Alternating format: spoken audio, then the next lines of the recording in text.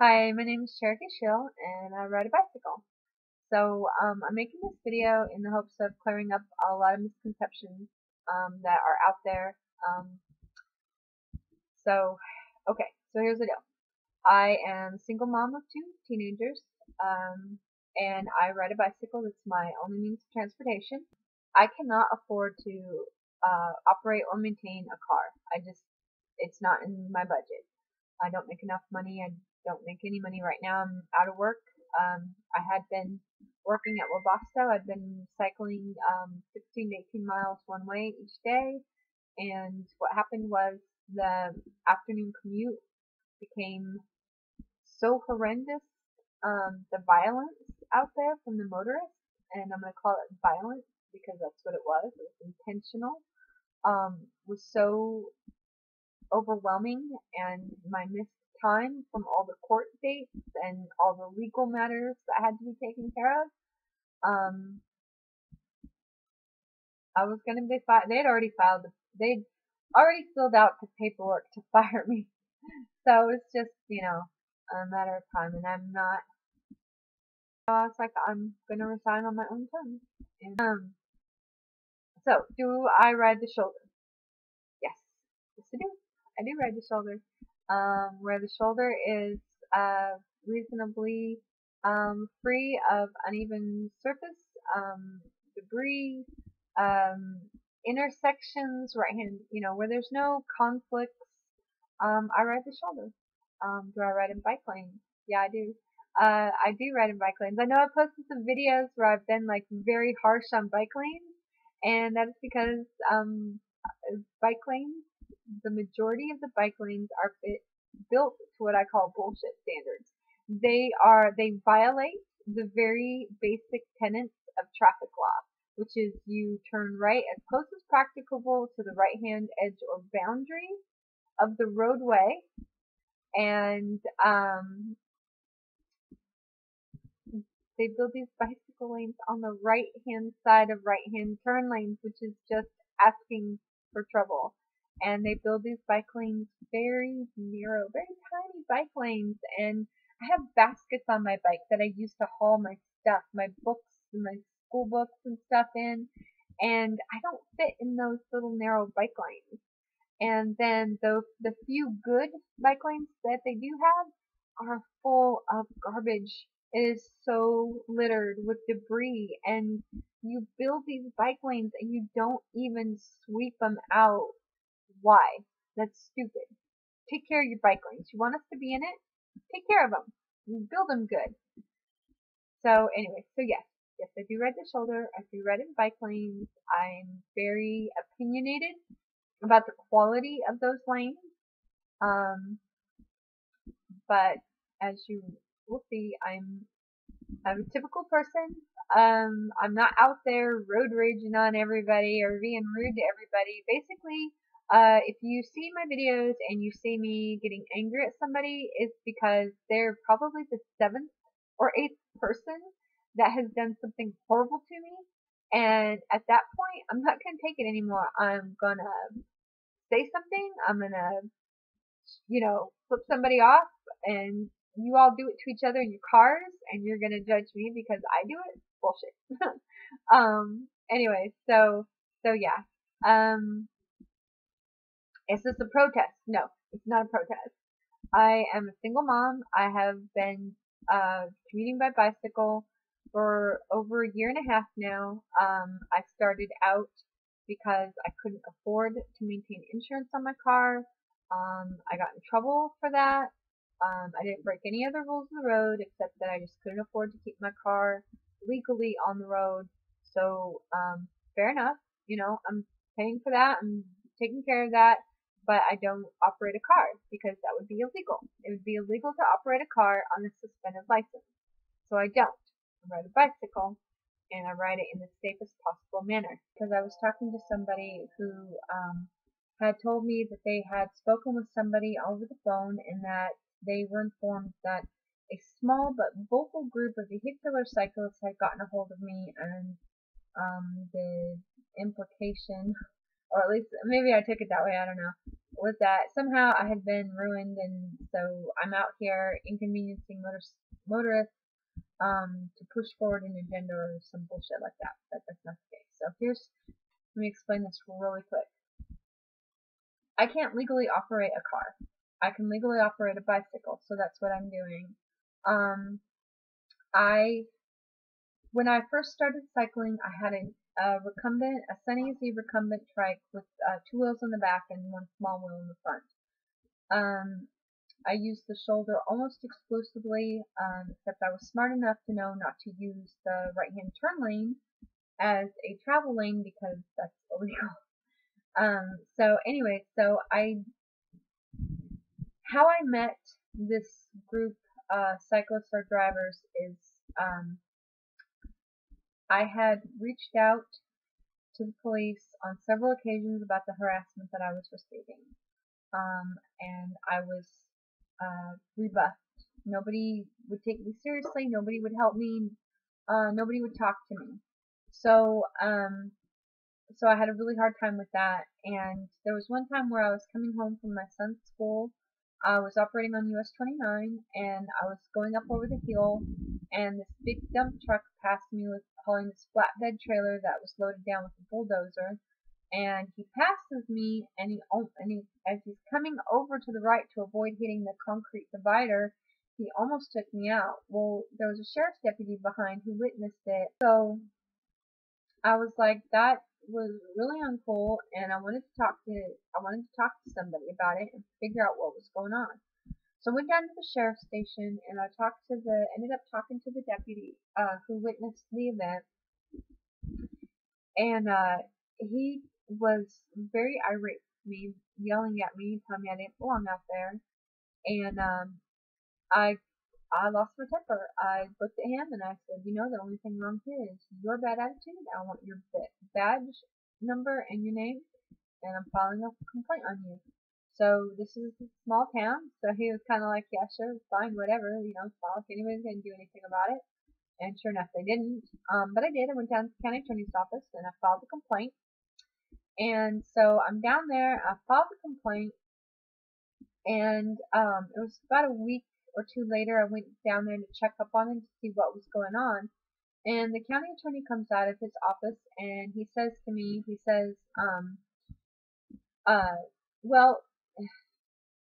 was like, Miss Schill, he's like, we've been pretty tolerant of you up to this point, but from now on, they're going to start citing you for cycling on the road. And I was pretty upset about that, and I was like, I know what my rights are, and no, you're not. And I went down to the police station to talk to them, and the chief of police and whoever else is below him, nobody would talk to me. They sent an officer into the foyer to talk to me, and I told her what was going on, and she offered some sympathy and was asking why the county attorney was threatening me with citations. Well, at this point, nobody bothered me. Everybody understood why I was out there. Everybody understood that I was riding safe. They understood that I wasn't out there to inconvenience anybody or to give anybody a hard time, or it wasn't a protest or anything like that. But I was still pretty upset about the county attorney telling me this, threatening me. So I went and I approached the cycling club, my local cycling club, and I told them what had happened. I didn't go into detail. I was just like, I've been threatened with these citations for cycling on US 27, and I need your guys' help. Somebody come out here and ride with me, because I knew two cyclists are legally allowed to operate in the same travel lane. So I thought, well, that'll be okay. If just a couple people come out and ride with me, and we follow all the rules of the road, and we're very courteous, that should be good, because this is not a legal issue. This is actually a social and cultural issue. And let me explain what I mean by that. In Kentucky, under KRS 189.340, it is illegal to drive on the shoulder. In KRS 189.010, a highway is any public roadway, bridge, viaduct, trestle, parking lot, and the approaches to them. Those are all highways. So what is a roadway? Okay, well, we know US 27 It's not a bridge, it's not a viaduct, it's not a trestle, and it's not an approach to a bridge, viaduct, or trestle, and it is not a parking lot, nor an approach to a parking lot. So what issue is 27? It is a public roadway. What is the definition for a roadway? Definition of a roadway is that traveled portion of the road which is exclusive of the berm or shoulder. Okay, it's right there in the statute. It's very easy to understand. I knew that I needed support. I knew I needed friends, somebody to come out and help me. So I reached out on their Facebook page and I pretty much got dogpiled. Like, people I don't even know were saying really, really mean things to me, really judging me pretty harshly. You know, this is my commute. My bicycle is my commute, my vehicle, and they were pretty horrible to me. So this guy named Ralph Mitchell, who I didn't know from Adam, saw what they were posting. He got pissed. He started really giving them heck in a handbasket. And a friend of mine from the cycling club reached out to me privately, and he said, "Look what this guy's saying. You should listen to him." So I privately contacted Ralph, and I said, "Thank you very much for standing up for me." I said, "That felt really good. Very few people do that for me." And he said, "You need to talk to this guy, Tom." So he introduced me to Tom Armstrong, and so I met Tom Armstrong, and then both Ralph and Tom invited me to Cyclists or Drivers.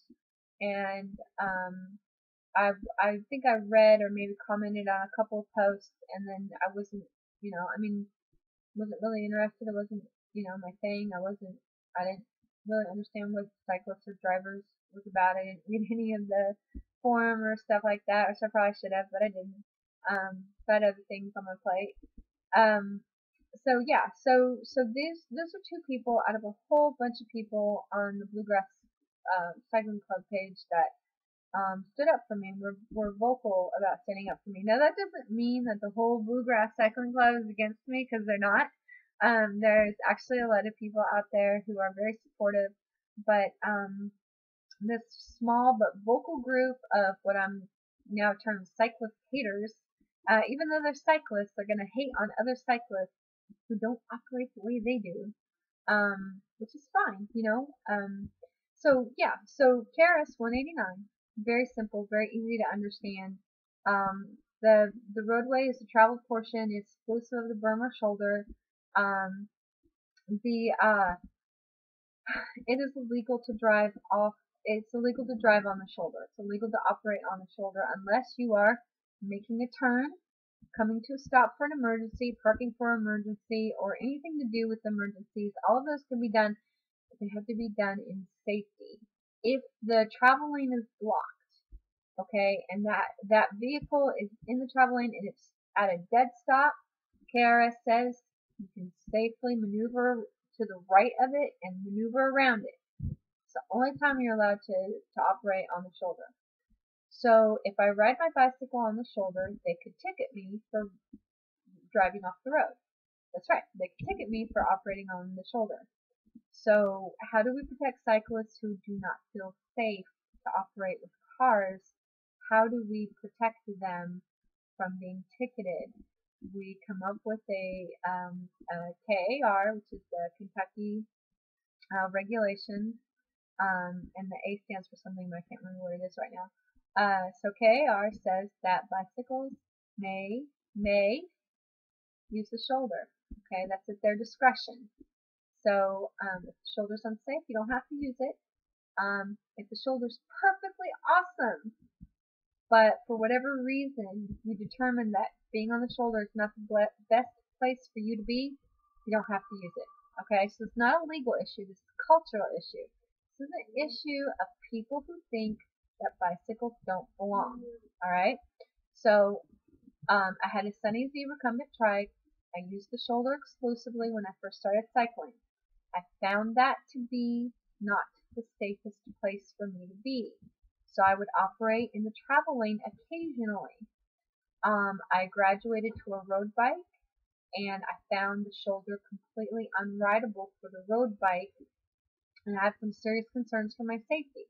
We had a really rough winter. That winter, the shoulders were iced over, they were snowed over, And somebody in Jessamine County had the brilliant idea to try to force District 7 to come out there and plow the shoulders. Don't plow the shoulders. They're not built to the same standards as the roadway. So they tore up the shoulders. The shoulders are now covered in broken pavement, potholes. I mean, it is a mess out there. So yeah, they screwed up the shoulders. So now I feel completely unsafe to use the shoulder, even when there's this stretch where there's no driveways, there's no intersections, there's no right turn lanes. You've got this tiny stretch of shoulder, and I'm like, you know what? I can cycle past this quicker than I can to try to navigate through all that mess, use the shoulder for that tiny little bit of time, and then I have to navigate back off the shoulder and onto the roadway. Alright, US 27 is this very long highway. It goes from one state to another. It crosses states, okay? So it doesn't belong to Jessamine County. Alright, this US 27 doesn't belong to them. It doesn't belong to the county attorney. It doesn't belong to the police. It's not theirs. It's the public. It's a public roadway. The public has the right to use it. This cultural issues, the issue about bicycles and other vehicles using that road, and motorists don't like it. They don't like it, and they want us to get out of their way. Okay, so I'm going to make a reference here, and it's probably going to piss some people off, and I'm sorry, but this is the way I see it. Y'all remember civil rights and history lessons from the civil rights movement, right? You remember Rosa Parks. You remember her refusing to give up her seat to a white man on the bus. Okay, that's basically what they're asking me to do. They're saying when a car comes up behind me, I am supposed to give up my seat in deference to them because they are white and right. You know, I mean, I don't know any other way to say it. So that's what they get. And what it really amazes me is, like, I'm on the roadway, I'm traveling through there, I'm there because it's the safest place for me to be. And so I'm traveling on the roadway, and this car full of ethnic people who are not white, they're screaming at me to get off the road. And I'm like, do you just realize what you're doing? You don't even realize what you're doing, because it's such a cultural norm for only cars to be on the roadway that they felt perfectly safe to tell me to give up my seat for them, that they had more right to be there than I did. I thought that was really sad. Anyway, so I met cyclists or drivers through the Bluegrass Cycling Club. Some of the members there introduced me to them. All they did was they just confirmed what I already knew. So the shoulders are screwed up from the rough winter we had. The fact that some idiot in Jessamine County was having them plow the shoulders, so now they're completely screwed up. And so I'm just doing the best I can with what I have, and I'm ready to be safe. This isn't a political statement. It's not trying to prove a point. I'm not trying to be irritating to motorists. I'm not trying to teach them how to share the road. I would like to teach them how to share the road. I would like to try to educate people to be more understanding and compassionate. This didn't start out to be that. It has evolved into that in some ways, but that wasn't my intention. So now that I have all of this attention, I want people to understand a cyclist belong. Bicycles belong. They're a great form of alternate transportation. There's nothing wrong with them. They don't slow you down. I've read studies. The U.S. Department of Transportation has done studies. If you take the time to educate yourself, you would see that it's okay. There's no problem. It's a lot of if you watch the videos, a lot of what you'll see is people who sit there and they're like, she don't need to be there. She needs to just get out of my way. And I'll sit there, and there's like opportunities to signal and change lanes and pass me, and they're so busy sitting there. You can see them. Like, there's this one, I think it's like 40 seconds long clip it's two red cars. So one person was like, "Ah, that's a red clip. It's the same car over it." But no, obviously it's not, because if you actually look closely, what you'll see is the first car comes up on me. They change lanes. They pass. Their windows rolled up. Nobody's yelling at me. The second red car comes up behind me, and there's passengers in there, and you can see it in the video. They're talking amongst themselves, and then when they get past me, and it took like 20 seconds from the time that they approached me to the time that they signaled to the time that they were able to find a safe place to get over. 20 seconds, and you can see them, the windows roll down, and they're waving me over. They're like, "Get out of the road, get out of the road, you're in our way." So yeah, so that's basically what I feel like. I feel like somebody is asking me to give up my seat, and I was there first, and the roads are first come, first served, and duty of care. So I operate with duty of care. I travel in the safest manner possible. It's going to protect me 100%. No, nothing can protect you 100%. There's been a lot of car accidents out there on that road. A lot of people have died. I think that's really sad and horrible. I'm very frustrated and angry because I have reached out to the local police department. I have reached out to the county attorney. I have tried to get people to listen to me, to say there's a problem out here. We need to address that problem, because if we don't, people are going to die. And I feel like if people had listened to me from the word go, if they had stopped and heard me and listened to what I was trying to tell them, I feel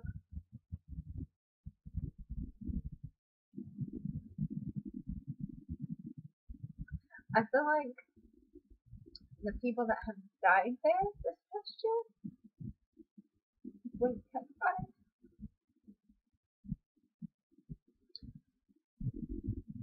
So I blame you.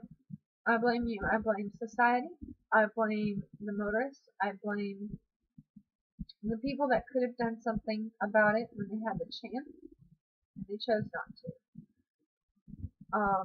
They want to take out all this aggression on me. It's not me. I'm not. I'm not operating illegally. I'm operating safely, and I'm operating with due care. But they don't want to hear that. They don't want to hear that because I'm on what they think of as their road, and they don't want me there. They don't want me to be there. They think I don't belong. So, and that's not true. So, anyways, thank you.